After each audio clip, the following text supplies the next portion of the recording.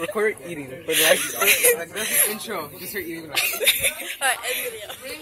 So, do you believe that students, as in teens, should carry on responsibility just as adults? That's a hard question. So, I think yes and no. I think that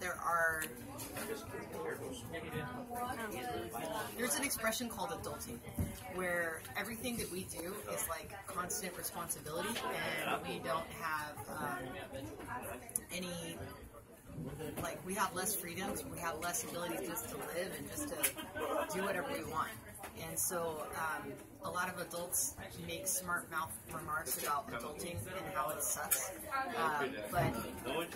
So I think on one hand, I think the kids should be kids. I think kids should play sports, and I think kids should hang out with friends, and I think kids should just enjoy themselves and not work. I worked when I was starting when I was in 7th grade, 6th grade, I was cleaning houses and stuff. I don't think kids should do stuff like that. On the other hand, I think that inevitably we all have to grow up, and I think that being a teenager, learning responsibility and having accountability that's a huge part of who you become as an adult.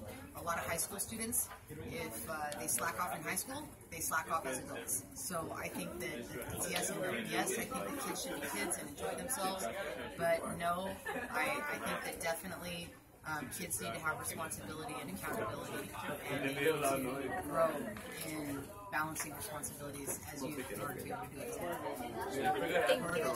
Phil? If you were a teenager, would you take the responsibility of being an adult but taking over the job? Yes. I like grandpa. When I was a 7th grader, I started cleaning houses on the weekends for money because my family didn't have enough money. And so it was a way that I could bring money. And I did that throughout junior high.